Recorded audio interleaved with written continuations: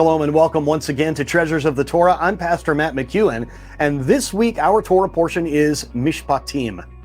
Now, this is one of those words that means a commandment, but a mishpat is specifically between a human and a human. It's not something that's between us and God. This is the relations that we have with one another, how we deal with our fellow man.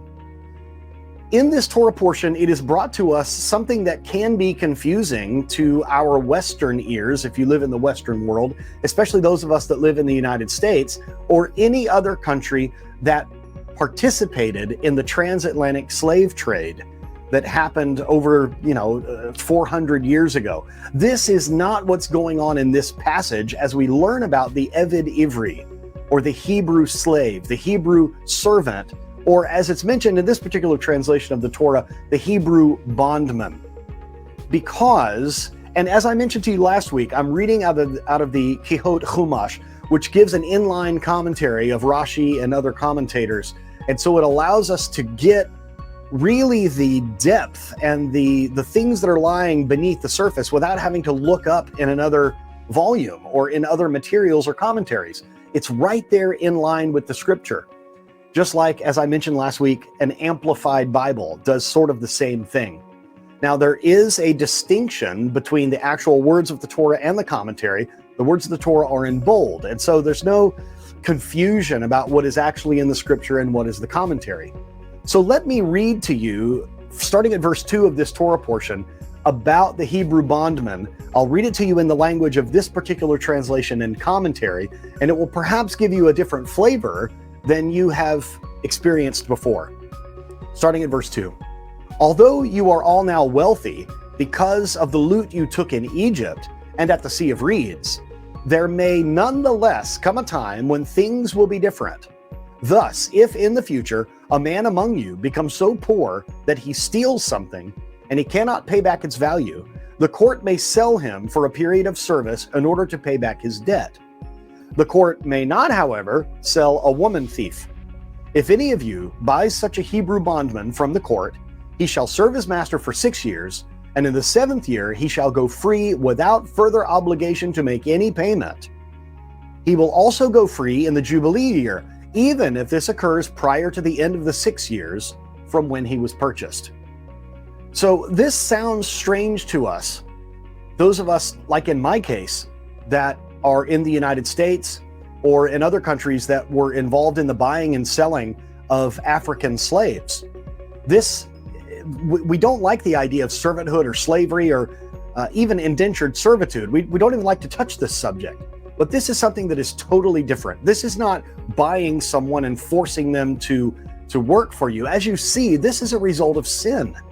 This is someone that has not depended on God to provide for their need, but rather, when they find themselves in need, they have lowered themselves to the sinful state of becoming a thief.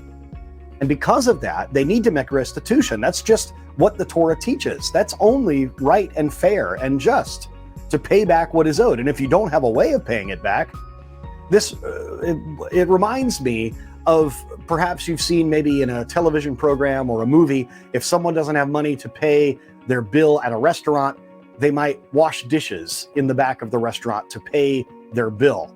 This is sort of akin to that. They are using their service to pay back what they stole. So listen to this commentary.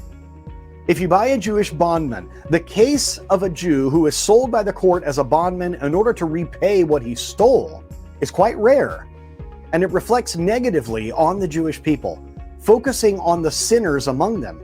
It is nevertheless chosen to open the Torah's presentation of civil law. This is the first commandment that is mentioned. It seems a bit odd because, as the commentator says here, it is maybe focusing on the negative. Let me continue. One could argue that such a Jew is not important after all. He succumbed to the materialistic desires of his body, what Paul might call the lust of the flesh or the lust of the eyes. Rather than following the calling of his soul, he debased himself and stole so that he could have that material gain. Why bother with him? Therefore, the Torah began dealing specifically with this type of person and immediately informs us that even this sinner must be treated with respect and compassion. Regardless of a Jew's spiritual state, he is still one of God's chosen people. That is a wake-up call to us. That's a staggering statement to read, because after all, when we read the true context of this passage, we might feel elevated and we might think, well, yes, that person is getting what is coming to them. They are a thief and a robber. They're a filthy sinner and they need to be punished. But look at what is described here in the Torah, in Mischpatim. The dignity of only allowing someone to be a bondman for 6 years. And even if the year of Jubilee, when all debts are gone back to zero and people are set free, even if the year of Jubilee comes, let's say, even in the second year of that 6-year cycle, the person is still set free. So look at the grace that is here. Look at the way that even a thief is treated according to the Torah. Those of us that read the Torah with 21st century eyes might sometimes find the Torah to be cruel. You're going to treat someone as a servant, as a slave because they stole? But look at the treatment that is actually given to this person who is in fact a robber. I think the Torah has more grace than sometimes it gets credit for. Thank you for joining me this week. And I want you to remember, even if someone has done something so bad as to steal from you, please remember that they are still made in the image of God. And if that person is, as it mentions here, if that person is Jewish, if you're dealing with a Jewish person, they're one of God's chosen people, no matter what they have in the moment lowered themselves to do.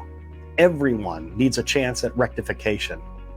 And this is how the Torah prescribes it here in Mischpatim. Thank you for joining me. I pray that this has been a blessing to you. Shalom.